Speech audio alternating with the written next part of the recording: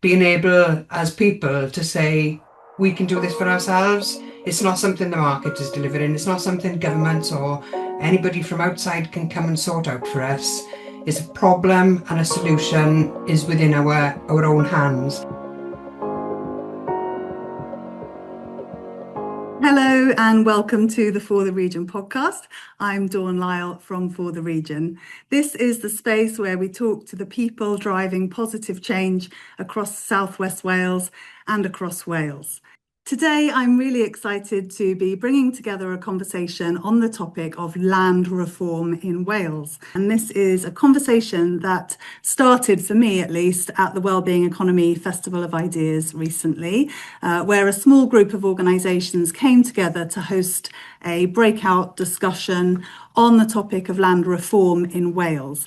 And I'm delighted to have Ken Moon from Tir Pontypridd and Leanne Wood from Community Energy Wales to help me with this discussion and to help educate all of us on why land reform is just so central and such a really important cause for us all to be discussing and throwing our energy behind. Ken, will you just give me a bit of an intro from your perspective to the Land Reform Collective and the conversation that you hosted recently in Swansea? Sure. So I chair a community organisation based in Pontypridd, sort of South Wales Valleys, called Tir Pontypridd. And one of the things I said to myself at the outset, because I'm doing this on a voluntary basis, was not to get sucked into policy work. And here I am doing policy work. And the reason for that is there is no enabling framework in Wales that will allow communities to access and own land. So in each county, in each experience, each community that's looking to access land to develop a project around sustainability, whether that's community food growing, whether that's energy generation, whether it's just simply protecting a piece of land for health and well-being purposes, recreation, nature, biodiversity, what have you, each community's experience will be very different and also pretty tortuous. It can take years to establish an agreement with a landowner. It's often easier to do it with a private sector landowner than it is with a public sector landowner, which is just patently ridiculous. So for communities to engage in the journey towards a well-being economy, for communities to start thinking about how they might become more sustainable in their own right, that crucial question of how do our communities access the land which is within and around where they live is fundamental. Yeah, absolutely. So that's really interesting, as you say, all the different reasons why a community might want to have access to its land. We're talking about independence for communities, financial and economic, resilience, and all the good things that we want to see our local places doing for themselves, growing more food, developing community energy assets. And on that note, I'll come to you, Leanne. Leanne, of course, is former leader of Plaid Cymru in Wales and now devoting all your energy to community asset development, I suppose. Leanne, talk me through your work at Community Energy Wales. We've just produced a manifesto in Community Energy Wales, which lays out a range of policy proposals which take us towards the building of energy communities where people in particular geographic locations can maximise the amount of energy they both conserve and generate and use in that area without needing to use the transmission system. So a network of microgrids, essentially. And in order to get us there, we've outlined a series of measures, one of which is land reform, but that sits within a package of other legislation measures, similar to measures that have been pursued in Scotland, which are around the community right to buy and the devolution of the Crown estates as well. Being able to access land, whether for ownership or for leasing purposes, to develop community projects is a key barrier to many communities developing assets. And Community Energy Wales sits within a wider network of community asset builders called Cymunedoli, which has been particularly successful around Blaenau Ffestiniog and Gwynedd and Bethesda as well. But we're hoping that that network can expand throughout the whole of Wales and create a real movement of people who want to build community assets and own them. Because what that does, it locks profit and resources that were previously extracted, and it locks them into communities and reduces the need for the big hedge funders, the City of London, etc., to be owning the assets that our communities rely upon. So we've been working as Community Energy Wales with Ken and others to try and create this conversation, as Ken has said. They're very much further ahead than we are in Scotland. And so we've got quite a bit of catching up to do. But the Senedd elections in May gives us an opportunity to put this issue on the agenda. And so we'll be working to try and encourage political parties to ensure that land reform and the community right to buy and the devolution of the Crown estates and all the other measures that are in the Community Energy Manifesto that can help us build these energy communities. We'll be doing what we can to extract pledges out of the candidates then, if we can put it that way, and see if we can get some of these proposals in the party manifestos as well, and make sure that it's part of the debate about the economy.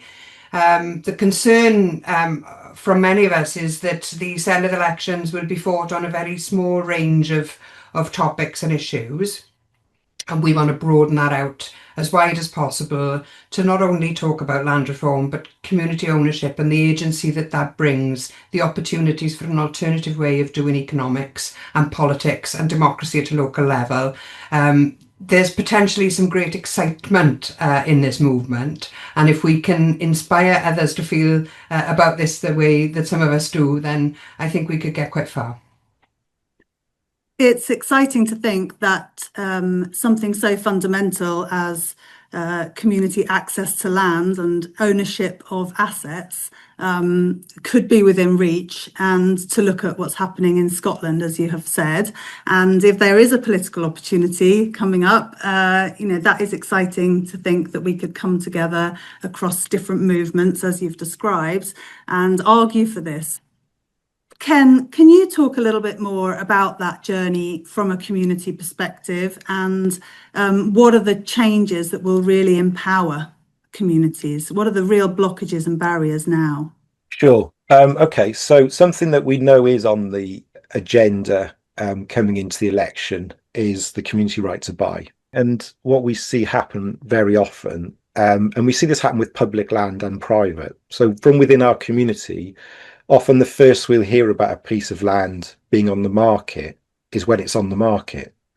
So that doesn't give communities time to organise. That doesn't give them time to set up. It doesn't give them time to raise the capital. You've usually got a window, a turnaround time of, say, 6 weeks, a month, where you have to do a huge amount of establishing your organisation, and establishing an incorporated legal structure isn't straightforward. And then moving to a position where you've got a bank account open, you can then start raising the capital. All of that can take months of work.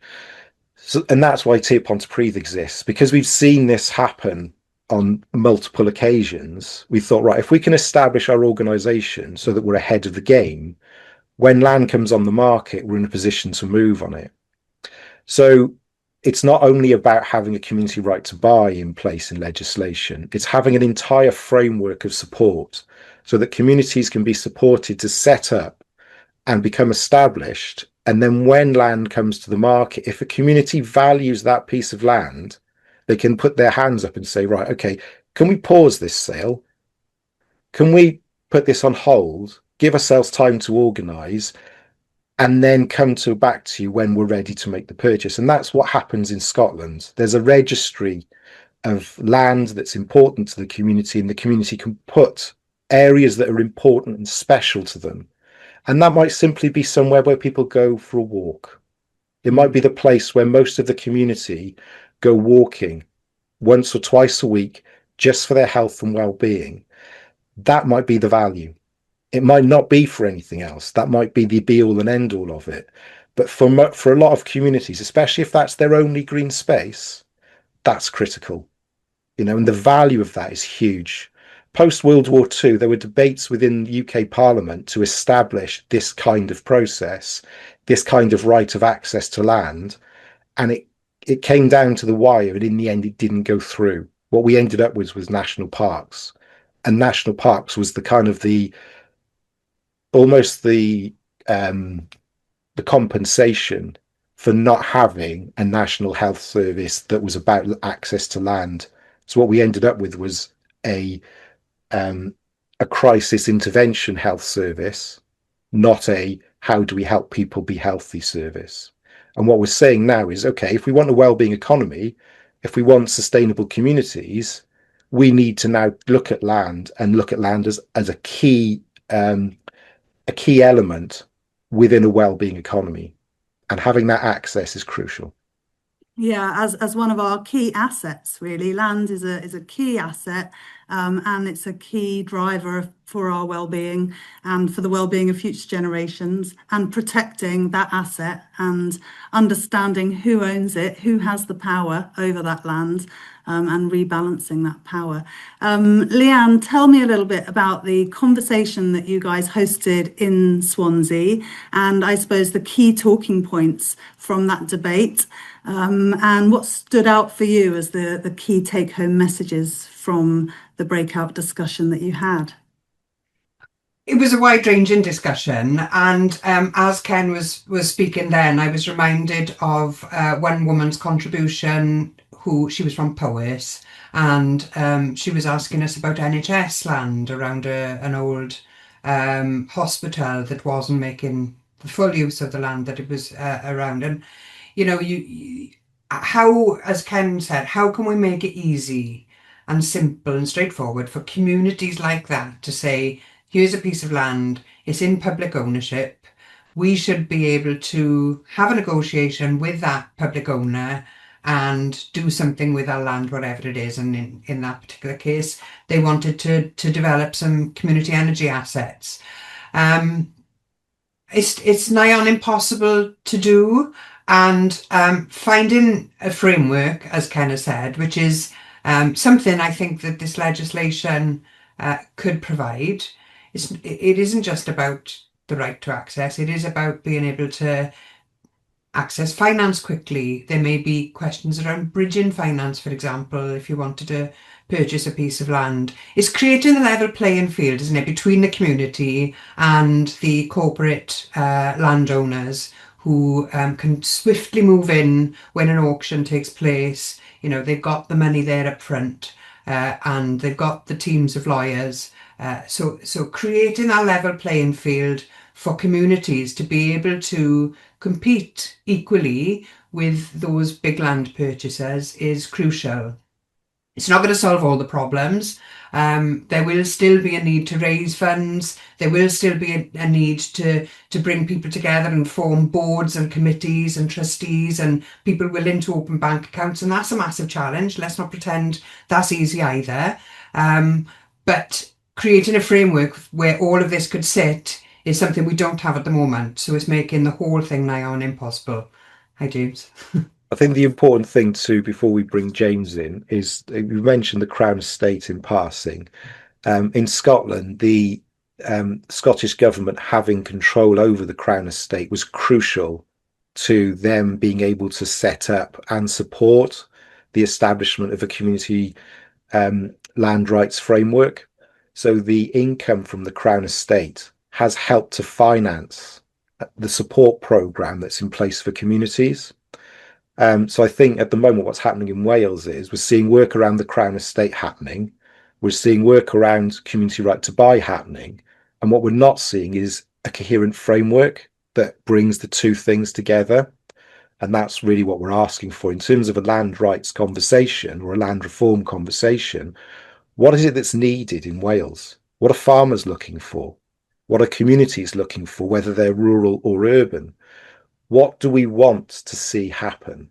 Not what do we not want to see happen? But that's part of the conversation too. Just to pick up on something you said there in passing about farmers, what do farmers want? Farmers, are they comparatively a large landowner? We're involved in a lot of the work of local food partnerships across Southwest Wales, and the importance of growing more vegetables. Where do farmers fit into this? Obviously, they've got lots of challenges to deal with. I think it's farmers and growers. I think the two, what we're seeing is people coming into the farming market or farming community who may not see themselves as farmers in the traditional sense, but see themselves as growers. So we've got new entrants into farming, and then we have also established farmers, farming families and farming communities. And this is part of the conversation. This is the conversation we need to be having. We know that there are pressures on farming. We know that there are pressures on farming families. What we don't want to be doing is adding to those pressures. What we want to be doing is having the conversation to say, what are the challenges you're seeing as farmers and farming communities, and how can land rights legislation help you? How can it support you as farming communities to hold that land for farming? So we know that the legal structures that we're talking about, so for ourselves, it's Community Benefit Society that we're setting up, and that's membership based. And we're in an urban situation, but there's no reason why that model can't work for a community of farmers. So if a farm comes onto the market that they'd like to see kept within farming, they can organise themselves and keep that land and hold it for the next generation of farmers that are coming into the market. And they can then determine, they've got the power to determine on what terms that happens. So whether that's a leasehold or whether it's freehold, they can start to set the price. They can start to decide what is the value of this land for us in our community. Because at the moment, it's all up to the free market. There is very little power within our communities, whether they're urban or rural. And that's what it's all about, I think, is how do we empower communities to take control of the land that they can see from where they live and which they depend on in all the ways that we've been discussing. Now we're joined by James Hitchcock, and as we've mentioned, it's a collective of organisations that have come together to have this land reform debate. And James, you've very much been part of that. You're joining us from Rewilding Britain. So where do you come at this conversation about land reform in Wales? Morning, Dawn, and thanks for having me along. So I think that's a broad question, and I think personally, my background is 20 plus years in conservation land management, and typically that involves working with farmers, neighbouring landowners, and volunteers and communities. And what we've really seen is that lots of traditional conservation has been effective in the sense that it's managed to maintain nature on nature reserves, but we've seen a continued change and an increasing set of pressures on the wider landscape. And what we're seeing now is lots of people are concerned about nature and the impacts of climate change, but people don't know what to do and how to get involved. It's quite a narrow field of people typically that can get involved as volunteers. And I think what we're thinking and what we believe as Rewilding Britain is that we need wider systems change, and we need to sort of reset our relationship with nature and the land, and giving people some form of empowerment to get involved is really vital within that. So Rewilding is really concerned and focused on nature-led land. So it's a portion of land, and it's not a silver bullet. It's part of a multi-pronged approach and a number of changes that we need to see. So we focus on the land that would be classed as the 30% of land managed for nature. And currently there's a global target, a global pledge. 192 countries have said that they will try and achieve that on land and sea by 2030. And we're quite a long way off that target. currently the best available data says that in Wales only about 3% or just less than 3% of land is in really good condition for nature.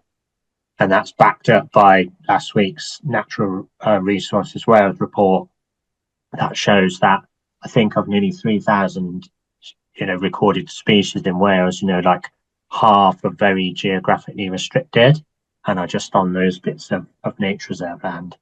So Rewilding is working with nature, typically with low livestock numbers, to emulate more natural grazing systems and have disturbance and not have a fixed point.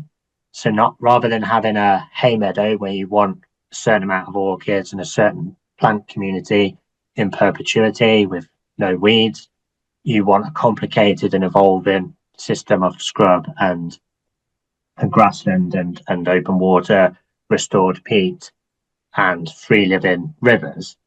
And you can still have food production within that. You can have still have meat, pigs, pork, cattle and beef coming off the land. And then typically landowners that have undertaken this journey, found it to be profitable and viable. And that could apply to communities and should apply to communities. And people then also diversify, because if you're not running large livestock numbers and are within the conventional sort of debt-based cash flow fraught model that we have for agriculture at the moment, you can think about the growing element, and people often diversify into fruit and veg and small-scale horticulture, which addresses a real problem and a real need within Wales. So that's quite a long answer, but I thought the context of Rewilding is important because it doesn't always get a chance to be aired. But what we firmly believe in is that we need lots of options for land. We ask a lot of land, and we truly think that for people and society to really care and understand how to get involved and make a difference, we need land reform and community right to buy, and community right to buy for nature-led land or diversified land in the mix. Because, if your town or village is flooding on a regular basis and the hill comes up for sale, we'd much rather that goes to the community to do something for nature that helps hold water, stem that flooding, but then potentially also bring in some community energy and some community food around the edge. We know from Scotland that really provides long-term security, long-term involvement and long-term care. Because I think the previous question about farming and what farming, I think Ken gave a really good answer. Farming is under pressure, but the flip side of that is that 80% of Wales is farmland. So it's very important what happens there for nature and climate. But from the stats, it looks like that's owned by about 2% of the population. So that's a big weight of responsibility, but also it does mean that 98% of people are not involved in the conversation or the decision making about what happens on that land. And given, community right to buy would really empower people, and I think we'd see a real shift in how people engage with nature and climate change action, because it makes it more everyday. Thanks, James. Yeah, thanks for bringing that voice for nature into the conversation, because of course it matters what we do with the land once we have it in community ownership or community access to land. And I think what you've described there is a real win-win-win-win-win-win situation, where there are so many benefits that can flow from getting the framework right for access to and ownership of land. I think it's also important to mention that the point that James made was that our farming landscape used to be much more diverse than it is today. So in the area I live, which is considered to be an upland area, even though it's only 10 miles from Cardiff, is that there were, the number of orchards. Each farm here used to have its own orchard and used to grow cider for when people would come and help with the sheep shearing. The farms here grew corn. They grew a whole range of produce, and each farm had its own market garden for its own self-sufficiency. That's all gone. That's all gone by the wayside, and it's the largely thanks to this push for productivity. And what we've lost is the diversity of our farmland. And what we're seeing around where we live in Pontypridd is farms coming onto the market, and then they're being broken up and sold off. They're not being sold as farms. They're being sold as parcels of land. And the farmhouses are then going out of the farming community, and they're being lost to farming. So we're losing the culture. We're losing the diversity. We're losing what makes farming farming. And what we're seeing is a lot of farmers, around where we're seeing wind turbines and so on going up, the bits of land the farmers are holding on to are the bits that are still profitable. And the bits that they're selling off are the bits they simply cannot farm anymore because farming is becoming unsustainable. So what we're looking to do around where we are is try and secure some of that land and hold it for the community, so that at the point where farming starts to become sustainable again, because food prices are going to rise, we can't depend on imported food forever, because that's not going to be the reality that we live in. Then how are we going to feed our community? That's where this will become a crucial conversation. That's where the impact will hit. Can I just give a shout out to one of the members of Community Energy Wales who've partnered with Natural Resources Wales in the top of the Rhondda, and the organisation is called Welcome to Our Woods. They operate a micro hydro turbine which is now powering by direct wire the roundhouse, the wood roundhouse that they've built there from the timber from the site. They manage a huge woodland area, and they're developing wood timber businesses from that. They also hold a wide range of wellbeing sessions within the woodlands. So there are walking groups. There's a woodland therapy group that meets there every week. Children go there from school and learn bushcraft techniques. They've partnered up with Ramblers Cymru and ensured access to the paths and benches and way markers and all of that kind of thing. And they've recently purchased the old school, and they're working with a training provider to give apprenticeships to young people in woodland qualifications. And they've taken over an old derelict garage site, and they've created a crop recycling crop sharing scheme there.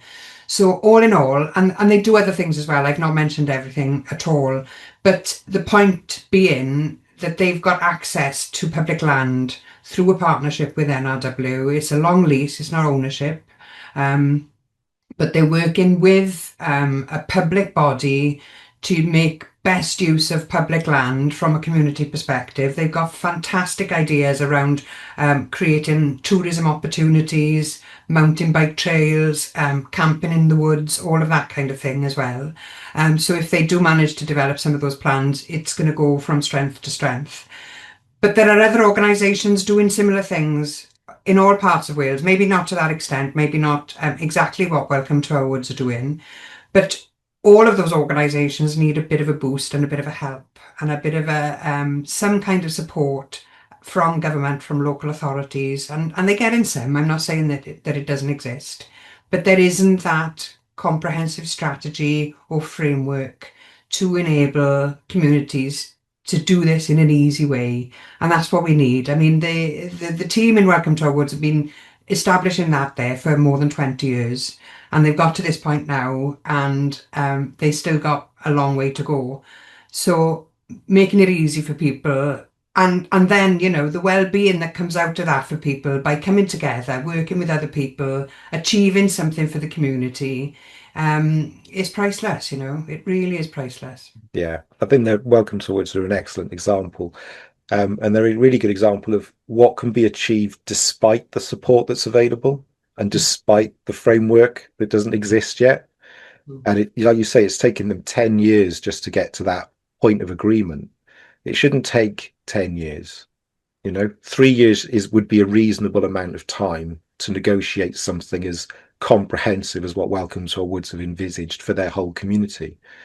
That would be reasonable. 10 years, is that reasonable? given the crises that we face? You know, you have to question that.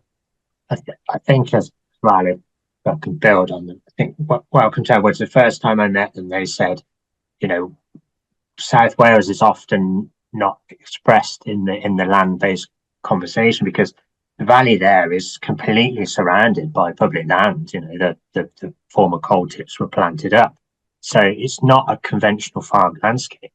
And they said we're sick of being referred to as an ex-mining town. That you know, mining stopped abruptly a long time ago. We want to be seen as a future forest town, and we want people to value where they live. And I fully agreed. I went there on a sunny day, and honestly, I felt like I was in an alpine town. You know, you're at the end of the electric rail line, you know, an hour from Cardiff, and they talked very articulately and eloquently about how they'd help bring people back into the local landscape. And they say you quite regularly meet climbers that have come in from quite, you know, far, sometimes southeast of England, that know the crags better than some of the locals have, and they're really changing that. And I think Ken's point about they've done that in spite of the system. You know, they've had some good support from within Natural Resources Wales, but there's still a slightly circular conversation about like how long can they have the lease for. I mean, they're delivering the state's management plan, and by the state's own assessment, the bits of woodland that they've got control of are not economic to manage at the scale the state operates at. But they haven't quite managed to crack having some control or some benefit from any income from the timber that they fell.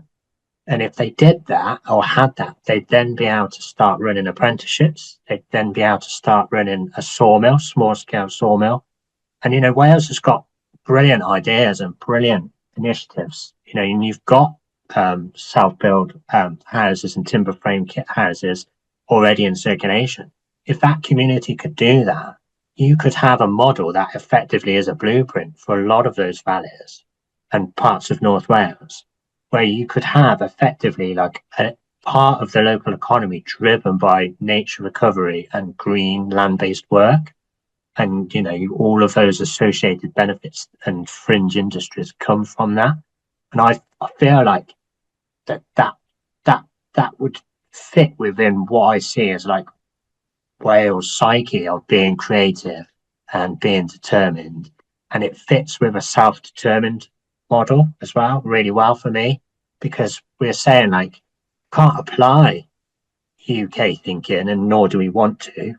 And you can't apply like a blanket approach in Wales, but what you can do is let some self-determination and some regionality come in and give people the means to control the production. And like when people are given that chance, generally they do really brilliant creative things that speak to all the things like nature, climate, jobs, access. They do that really well. Yeah. It's interesting, isn't it, that we talk about some of the exemplars in Wales, and I think, you know, we can think of dozens, and there are dozens out there. And then you think about what more could be achieved, and you look to Scotland, and there are hundreds of community-owned initiatives up and running, and they've been running for, in some cases, almost decades now. And you think, okay, what's holding us back? Well, I think James mentioned the psyche, didn't he? And I think that what is it, chicken and egg? Is there a more independent and creative attitude to land, climate, policy, social problems in Scotland than there is in Wales? Does that come because they have more independence at this local level? What comes first, the chicken or the egg? That's a really interesting question, but there's definitely a question of psyche in there. And I'm drawn always to the writing of Raymond Williams, who talks about real independence, and that's a mindset shift. Being able as people to say, we can do this for ourselves. It's not something the market is delivering. It's not something governments or anybody from outside can come and sort out for us. It's a problem, and a solution is within our own hands. And when people can come together and work on a solution together and come up with something that is good for that community, then that that mind shift happens. And I think that's what we've seen in spades in Scotland. And we started to see the kernels of it in Wales. But yeah, we've got a long way to go. And the good thing is that many of us are working on it. Yeah, yeah. And I think that a positive lesson from history is that we once achieved this in Wales. Mm. You know, the foundations of the welfare state in Wales grew out of our communities. Exactly. And the reason it grew out of our communities is because our communities didn't have social infrastructure. So our communities came together, they built their own social infrastructure, they built their schools, they built their welfare halls, they built their institutes, their hospitals, their libraries. They did this themselves. Yeah. They didn't wait for the state to come in and supply it for them. But that became the foundations for the welfare state, the creation of the NHS. It all grew from our communities. So if we're going to have a well-being economy, it's going to come from our communities. And some of that will be land-based. It's a really hopeful vision, everything that you've set out there, and that sense of communities having the power to solve the problems that they're facing, and the urgency of that in the context that we're sitting in. For me, it's really about resilience. It's, you know, all we've talked about, some of the shocks that we can expect to come, whether that's food prices, you know, big economic shocks, and the extreme weather and the crises that we're going to be facing. It's about resilience. It's about what we can do in our local places to build resilient networks, which is social infrastructure and economic assets, and having access to the means of our well-being now and sustainably for the long term. And it's really fascinating to see how those circular economies can be created once we have access to land and all of the amazing things that communities are then empowered to do. And another thing that's really stood out for me today from our conversation, and thank you so much for opening this all up for us, is the struggle that change makers face at the moment to get good things off the ground. And you've given a few examples, and the one that I always think of is Awel Amantawi in our region, and the wind turbines that they eventually were able to create, and the amazing community projects that have flowed from that. They own the school now, which is becoming an amazing community hub, but it took them 17 years to get that turbine built. 17 years of struggle, you know, and that is too difficult for people to contemplate. So how can we make these things faster and easier? And it's the boost that change makers need, to have the frameworks in place as you've described, to have access to the funding and finance, or at least the time to get that together, to make a claim on land and to do really great things with it. And it's a really hopeful vision if we can just unlock that opportunity. So I think we'll close up the conversation, but I wanted to give just 1 minute to each of you in closing, just to signpost us towards an interesting piece of reading or a next action that people can take. Where would you suggest people go, or what should we look up if we're interested in getting involved or taking this thinking further? Leanne, I'll come to you first. What would you like to signpost? Okay, there's two documents I'd like to draw attention to, and they're both produced by Community Energy Wales. The first is the manifesto that I've already mentioned, and the second is our recently published State of the Sector report, which shows that while there is incredible good work going on in various communities, there are real struggles and barriers to new groups getting off the ground. And so we want to use the measures in the manifesto to create the conditions to make it easier for people to create renewable energy, to live in energy communities. So if you feel that you would like to do something like this, and you've got some friends or people you know in your community who would come together and work with you, please get in touch with us. We can work with you on some of those items in the manifesto, and we can signpost you to expertise like Dan McCallum and Emily Hinchelwood, who are our members running Awalaman Tower. They've got a wealth of experience to share. All of our members have. And the community energy sector is very generous in sharing information and expertise. So yeah, more people who want to get involved, the better, really. Yeah, Thanks, indeed. Leanne. I'd echo that. I'm not going to direct people to a document. I'm going to direct people to look outside and go for a walk, or just sit and think about where you live, and think about how where you live might look if where you lived had access to the land around you. What would your community do if tomorrow your community had access to enough land that it would be somewhere that didn't have to import 90% plus of its food, wasn't importing all of its energy, etc.? What would where you live look like? And how would you get there? And then in terms of the boring stuff, Community Land Scotland, the legislation, take a look at it, because it's the journey that Scotland's been on is amazing, and it's been transformative. It's not been a land rights revolution, which is what a lot of landowners are afraid of. You know, we're not trying to take land. What we're trying to do is access it. And look at the amazing things that have been achieved by communities. You know, we're talking about relatively small percentages of land here. We're not talking about all of the land in Wales. We're talking about some of it. How much would our communities need access to make a critical difference to their sustainability? It's important to look at what Scotland have done, and it's amazing to think that they have blazed a trail that we can follow.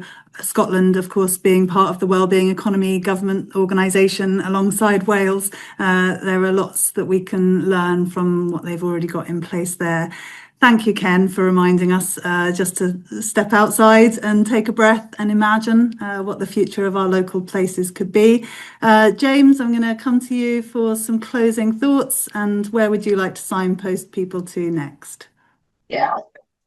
Following two great suggestions. So I think I would encourage people to sort of lean into the step outside and perhaps try and visit Welcome to Our Woods in Treherbert, or if you're in the north, check out Cymru Brofestiniog, because they have done some wonderful stuff, which is really rooted in the economy and as a real source of hope and inspiration for, you know, a former mining town that had really hard times. And, you know, they've employed people that are now on the housing ladder through the results of their endeavours.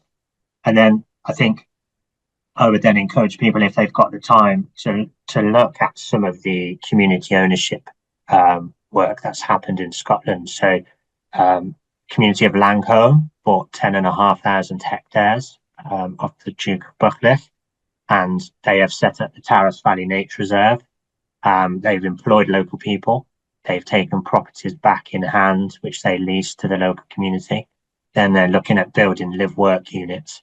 So you've got a nature-centred project with access and community engagement at its heart, but driving a much wider set of tools, I suppose, and options for local people. And it's proper community wealth building.